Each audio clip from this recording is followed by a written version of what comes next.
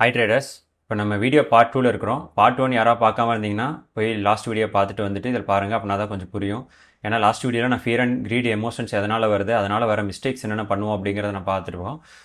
So இப்போ next step வந்து என்ன பார்த்தீங்கன்னா, நம்மளுக்கு வந்து எங்கே வந்து ட்ரிகர் ஆகுதுங்கிறத நம்ம கண்டுபிடிக்கிறது தான் நெக்ஸ்ட் ஸ்டெப். ஸோ ட்ரிகர் ஆகிறதுக்கு முன்னாடி நம்மளுக்கு அந்த மிஸ்டேக்ஸ் மேலே அவேர்னஸ் முக்கியமாக இருக்கணும். ஏன்னா என்ன ப்ராப்ளம்னே நம்மளால் தெரியாமல் நம்ம அந்த ட்ரிகரை வந்து நம்ம எங்கே நடக்குதுங்கிறத கண்டுபிடிக்க முடியாது. ஸோ நம்மளுக்கு அந்த அவேர்னஸ் தான் நம்மளோட எட்ஜ்னா மென்டல் எட்ஜுன்னு சொல்லுவாங்க. மென்டல்னால் எந்த இடத்துல மென்டலி சைக்காலஜிக்கலி நம்ம இந்த ட்ரேட் மிஸ்டேக் பண்ணுறோங்கிறத கண்டுபிடிக்கிறது தான் அந்த அவேர்னஸ். அந்த மிஸ்டேக்ஸ் எல்லாமே இந்த ரெண்டுக்குள்ளே தான் உள்ளே வந்திருக்கும். இந்த 8 பாயிண்ட்குள்ளே தான் உள்ளே வந்திருக்கும். ஸோ என்னங்கிறத ஐடென்டிஃபை பண்ணுங்கள். ஐடென்டிஃபை பண்ண பிறகு அது ட்ரிகரை கண்டுபிடிக்க போகிறோம். அந்த ட்ரிகர்ஸ் என்னென்னா, இதில் காமனான மோஸ்ட் ட்ரேடர்ஸ் பண்ணுற அவங்களுக்கு நடக்கிற காமன் ட்ரிகர் என்னென்னா, அவங்க லாஸ் வந்து எடுத்த உடனே இப்போ ஒரு ட்ரேட் லாஸ் ஆகிடுச்சு அப்படின்னா உடனே ரிவெஞ்ச் ட்ரேட் பண்ண போகிறது. அப்புறம் வந்து என்ட்ரி ஷோ அப் ஆனோடனே அவங்க என்ட்ரி ஷோ அப் ஆயிரும். அதனால் அவங்களால வந்து ட்ரேடு இல்லை போக முடியாது பயத்தினால, ஃபியர்னால. ஸோ இப்போ 2 லாஸ் நெக்ஸ்ட் வந்து 2 லாஸோ 3 லாஸோ நடந்திருக்கும். அதனால் என்ன பண்ணுவாங்கன்னா, அவங்களோட ஸ்ட்ராட்டஜி செட்டப்லேருந்து வெளியே வந்து எமோஷ்னலாக ட்ரேட் பண்ணுறது. அப்புறம் வந்து ட்ரேடு மூவே ஆகாது என்ட்ரி எடுத்ததுக்கப்புறம். அதனால் என்ன பண்ணிடுவாங்கன்னா, பேனிக்கில் முன்னாடியே க்ளோஸ் பண்ணிடுவாங்க, இயர்லி க்ளோஸுங்கிறது. ஸோ இன்னொன்று என்னென்னா, கிளியர் செட்டப் இருக்காது, ஒழுங்கான செட்டப்பே இருக்காது. இருந்துமே அவங்க வந்து ஃபோர்ஸ் என்ட்ரி பண்ணுவாங்க. ஏன்னா சில டைம் வந்து மார்க்கெட் நம்மளை விட்டு மூவ் ஆகிருக்கும், நம்ம போயிட்டு பின்னாடி போய் சேஸ் பண்ணுறது, அந்த மாதிரி மிஸ்டேக்ஸ்லாம். தென் பிரேக் ஈவன் அவர் வந்து ரீஎன்ட்ரி அப்படிங்கிறது. பிரேக் ஈவனில் வந்து ட்ரேடு க்ளோஸ் ஆகுது அப்படின்னா திரும்ப வந்து என்ன பண்ணுவாங்கன்னா, சரி இந்த ட்ரேடு வின் பண்ணி ஆகணும், அந்த மூவ்மெண்ட்டை கேட்ச் பண்ணி ஆகணும்னு திரும்ப என்ட்ரி ஆகுது. ஸோ இதெல்லாமே தான் ட்ரிகர். இதில் மோஸ்ட் காமனான ட்ரிகர் நீங்கள் என்ன பண்ணுறீங்கிறத நீங்கள் ஜேர்னலில் நோட் அவுட் பண்ணி முடிச்சதுக்கப்புறம் இதுக்கப்புறம் நம்ம வந்து அதை என்ன பண்ணணும்னா, ஸ்னாப் பண்ணி அதை ரீசெட் பண்ணணும். அதுதான் நம்மளோட இப்போ வேலை. ஸோ நம்ம ட்ரிகர்ஸை வந்து பாயிண்ட் அவுட் பண்ணதுக்கப்புறம் இப்போ நம்ம அதை ஓவர் கம் பண்ணணும். ஓவர் கம் பண்ணுறதுக்கு ரொம்ப சிம்பிளிஃபைடான வே இருக்குது, ரொம்ப காம்ப்ளிகேட்டடான வேஸ் இருக்குது. இப்போ நான் ரொம்ப சிம்பிளான வேஸ் மட்டும் நான் சொல்கிறேன்.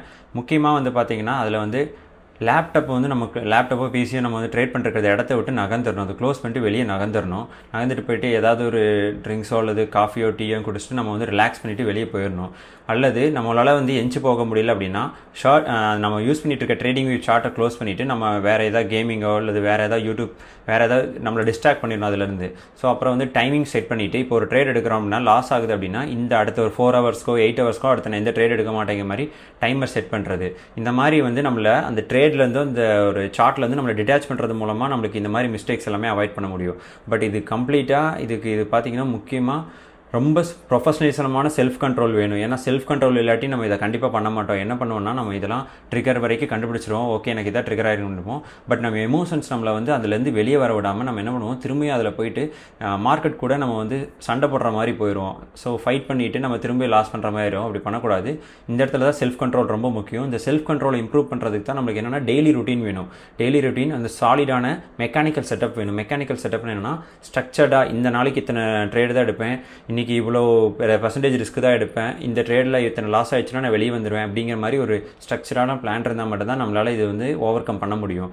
இல்லை செல்ஃப் கண்ட்ரோல் இல்லாட்டினா கண்டிப்பாக நம்ம வந்து பெரிய லாஸ் வந்து இப்போ மேக் பண்ணுவோம், இல்லாட்டி இதுக்கப்புறம் கொஞ்ச நாளுக்கு அப்புறம் மேக் பண்ணுவோம். ஸோ அதனால் வந்து ட்ரிகரை கண்டுபிடிச்சிட்டிங்கன்னா அதை ஓவர் கம் பண்ணுறதுக்கு என்ன ரூட்டோ அதை வந்து நம்ம ஃபாலோ பண்ணிடணும்.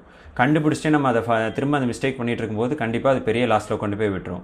ஸோ இந்த இதை ஓவர் கம் பண்ணுறதுக்கு நம்மளுக்கு முதல்ல மைண்ட் செட்டை மாற்றணும். அதுதான் இங்கே நான் போட்டிருப்பேன், ஃப்ளாட் மைண்ட் செட்டுங்கிறது. முக்கியமான இதில் வந்து எல்லாத்துக்கும் ஒரு ஃப்ளாட் மைண்ட் செட் என்னென்னா, வின்னிங் ஆனால் ட்ரேடிங்கில் வந்து ஒரு நார்மலான விஷயம், லாஸிங் ஆனால் அது வந்து அக்செப்டே பண்ண முடியாத விஷயம். இதுதான் மேஜரான மிஸ்டேக்ஸ்க்கு வந்து காரணமாக இருக்கும். பார்த்திங்கனாலே நம்ம வின்னிங் ஆகிட்டா ஃபீல் ஹாப்பியாகவும், லாஸ் பண்ணிட்டா ரொம்ப சேடாகவும், நம்ம அந்த டேவே இதான மாதிரியும் நம்ம நினச்சிக்குவோம். பட் அப்படி கிடையாது. ட்ரேடிங் வந்து ஒரு பிஸ்னஸ். நம்மளோட எக்ஸ்பென்சஸ் தான் நம்மளோட லாஸஸாக இருக்கும். ஸோ அதனால் வந்து மைண்ட் செட்டை ஷிஃப்ட் பண்ண பார்க்கணும். அதுதான் முக்கியமான தேர்ட் ஸ்டெப். தென் இதில் வந்து தேர்ட் ஸ்டெப்பில் இதில் எந்த இடத்துல நம்ம ஸ்டக் ஆகிருக்கோங்கிறது நம்ம பார்த்துக்கணும். ஏன்னா இதில் வந்து அன்ரியலிஸ்டிக்கான ப்ராஃபிட் நம்ம வந்து எதிர்பார்க்குறது. இப்போ எனக்கு வந்து 1 மந்த்துக்குள்ளே எனக்கு வந்து 20% 30% அப்படிங்கிற மாதிரி ரிசல்ட்ஸ் எதிர்பார்க்குறது. ஏன்னா மார்க்கெட் வந்து எல்லா நேரமும் ஒரே மாதிரி இருக்காது. கண்டிஷன்ஸ் எல்லா நேரமும் நம்மளுக்கு ரிசல்ட்ஸ் கொடுக்காது ஒரே மாதிரி. 2 weeks 2% of week is small you want 10% அப்படிங்கிற மாதிரி.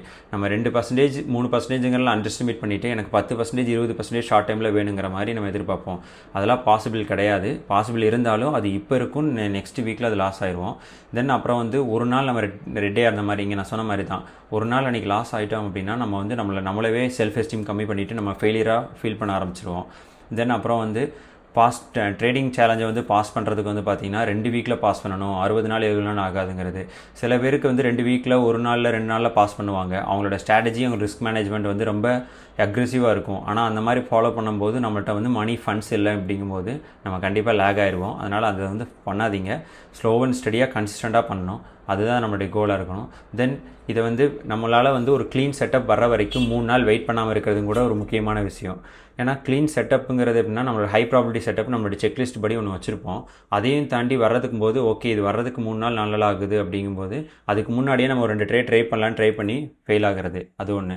தென் 2 hour ஃபீல்ஸ் நாட் எனஃப் அப்படிங்கிற மாதிரி. எப்படின்னா நம்மளுக்கு 2 hour 2.5 hour ட்ரேட்லாம் பத்தாது, ஹை RR எடுக்கணும், எனக்கு 10 hour எடுக்கணும், 15 hour எடுக்கணுங்க மாதிரி அன்ரியலிஸ்டிக்கான ஒரு ஹை வின் ரேட் வைக்கிறது, அந்த RR ரேஷியோ வைக்கிறது அதுவுமே தப்பு. அப்புறம் சேஃப் ஸ்டாப் லாஸ் வச்சா சில பேர் ஆன்லைனில் வந்து நூப்ஸ்ன்னு சொல்லுவாங்க. ஏன்னா 10 20 பிப் 30 பிப் கண்டிஷன்ஸ்க்கு ஏற்ற மாதிரி வச்சா நம்மளுக்கு நூப்ஸும்பாங்க. பட் அதே 5 பிப் ஸ்டாப் லாஸ் வச்சா அது வந்து நல்ல ட்ரேடரும்பாங்க. அப்படிலாம் கிடையாது. கரெக்டான எங்கே இன்வாலிடேஷன் லெவலுக்கும் அங்கே வந்து நம்மளுடைய ஸ்டாப் லாஸை செட் பண்ணுறதா ஒரு ப்ரொஃபஷனல் ட்ரேடருக்கு அழகு.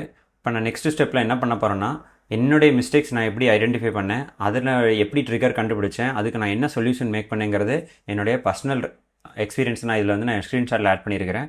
இதை நான் இப்படி எக்ஸ்பிளைன் பண்ணுறேன். இப்போ இந்த இதெல்லாம் நம்ம வந்து முதல்ல ட்ரிகர் நம்ம கண்டுபிடிக்காட்டி, நம்மளுக்கு ட்ரிகர் கண்டுபிடிச்சி அதை ஸ்னாப் அவுட் பண்ணாட்டி என்ன ஆகும்னா நம்மளால் கன்சிஸ்டன்ட்லி ப்ராஃபிட்டபிளாக ஆகவே முடியாது. ரொம்ப கஷ்டம்.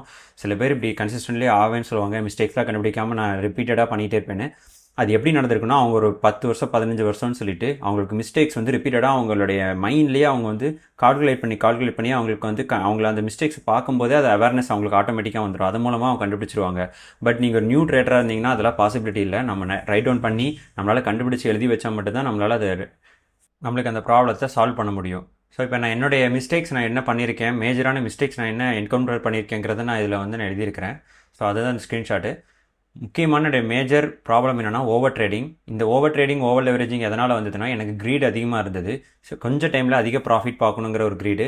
தென் என்னுடைய டெக்னிக்கல் செட்டப், டெக்னிக்கல் அனாலிசிஸ் மேலே அதிகமான கான்ஃபிடன்ஸ் இருந்ததுனால இந்த ஒரு 2 பிரச்சனை எனக்கு அதிகமாக இருந்தது. இதுலேருந்து வெளியே வர்றதுக்கு எனக்கு கிட்டத்தட்ட 2 years ஆயிடுச்சு. இந்த ஓவர் ட்ரேடிங் ஓவர் லெவரேஜிங் நான் எப்படி ப்ராப்ளத்தை இது வரைக்கும் சால்வ் பண்ணியிருக்கேன் அப்படின்னா, ஒரு நாளைக்கு நான் ஒரு ட்ரேடு தான் எடுப்பேன், அதுக்கு மேலே எடுக்க மாட்டேன். ஓவர் லெவரேஜிங்க்கு என்னென்னா கான்ஸ்டன்டான ரிஸ்க் மேனேஜ்மெண்ட், 1% ரிஸ்க்கு மேலே எடுக்க மாட்டேன் ஒரு அக்கௌண்ட்டில், அந்த மாதிரி. தென் புவர் ட்ரேட் மேனேஜ்மெண்ட்டுக்கு என்ன பண்ணுறேன்னா, set and forgot rule follow பண்ண ஆரம்பிச்சிட்டேன். என்ன காரணம்னா, நான் ஸ்டாப் லாஸையும் டேக் ப்ராஃபிட்டையும் எனக்கு டெக்னிக்கல் அனாலிசிஸ்க்கு ஏற்ற மாதிரி அட்ஜஸ்ட் பண்ண ஆரம்பிச்சனால, நிறைய லாஸஸ் மேக் பண்ண ஆரம்பிச்சனால என்னால் வந்து மேனேஜ் பண்ண முடியல. ஸோ நான் செட் அண்ட் ஃபர்கட் ஒரு டைம் ட்ரேடை நான் செட் பண்ணிட்டேன்னா அது ஸ்டாப் லாஸோ டேக் ப்ராஃபிட்டோ எடுக்கிற வரைக்கும் நான் அதை தொட மாட்டேன். தென் ஸ்கேல்பிங் லோ ப்ராப்பர்ட்டி கண்டிஷன்ஸில் வந்து என்ட்ரி ஆகிறது கொடுக்கறதுக்கு வந்து என்ன பண்ணிட்டேன்னா, அந்த நேரத்தில் லோ ப்ராப்பர்ட்டி கண்டிஷன் நான் வந்துட்டு பார்த்துட்டேன்னா நான் அந்த இடத்துல சார்ட்டில் உட்காரவே மாட்டேன், என்னோட ரூல்ஸ் படி. தென் அப்புறம் நாட் ஃபாலோவிங் ட்ரேடிங் ரூல்ஸ் அப்படிங்கிறது, என்னோடய ரூல்ஸை நான் என்றைக்கு பிரேக் பண்ணுறேன்னா, நான் என்றைக்காவது ரஷ் பண்ணிகிட்டு இருக்கும்போது எனக்கு ப்ராஃபிட் மேக் பண்ணணும்னு நினைக்கும் போது தான் நான் வந்து பிரேக் பண்ணுவேன். அந்த நேரத்தில் என்ன பண்ணுவேன்னா, செக்லிஸ்ட்டை ஃபாலோ பண்ண ஆரம்பிச்சிட்டு அந்த இடத்துல டிக் அடித்து எனக்கு எல்லாமே க்ரைட்டீரியா வந்து ஸ்டிக் பண்ணால் மட்டும்தான் நான் அந்த ட்ரேடில் எடுக்கிற மாதிரி இருப்பேன். ஸோ அதனால் இந்த மாதிரி மிஸ்டேக்ஸ்லாம் நான் இப்படி தான் என்கவுண்டர் பண்ணி இதை வந்து நான் ஷார்ட் அவுட் பண்ணேன். இந்த மாதிரி நீங்களும் உங்களுடைய ப்ராப்ளத்தை வந்து ரிட்டன் நோட்ஸ்லையோ அல்லது உங்கள் ஜேர்னல்லையோ நோட் டவுன் பண்ணி அது மூலமாக உங்களுடைய ப்ராப்ளத்தை வந்து ஷார்ட் அவுட் பண்ணலாம்.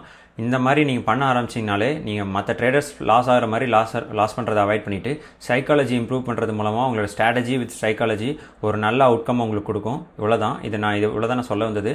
இது போக இந்த சைக்காலஜி பற்றி ஏதாவது டவுட் இருந்ததுன்னா என்னுடைய கீழே பர்சனல் லிங்கில் டிஎம் பண்ணுங்கள், நான் உங்களுக்கு கைட் பண்ணுறேன். இப்போ நான் சொன்ன ப்ராசஸில் இது எதுவுமே உங்களுக்கு இன்னமும் புரியலை, புரிஞ்சாலும் இதில் என்னுடைய ப்ராப்ளத்தை ஐடென்டிஃபை பண்ண முடியல ட்ரேடிங்கில், இன்னமும் நான் மிஸ்டேக் பண்ணிட்டு தான் இருக்கிறேன் அப்படின்னா, நான் உங்களுக்கு இது ஹெல்ப் பண்ணுறதுக்கு கூகுள் மீட்டில் நான் கனெக்ட் பண்ணி உங்க கூட நான் பேசி உங்கள் ப்ராப்ளத்தை நான் சால்வ் பண்ணுறேன். அதுக்கு நீங்கள் என்ன பண்ணணும், கீழே கூகுள் மீட் லிங்க் பண்ணுறதுக்கு நான் ஷெடியூல் கொடுத்துருப்பேன். அதில் ஷெடியூல் பண்ணிவிட்டு என் கூட நீங்கள் கனெக்ட் ஆகலாம். 15 minutes ஃப்ரீ கால் இருக்குது.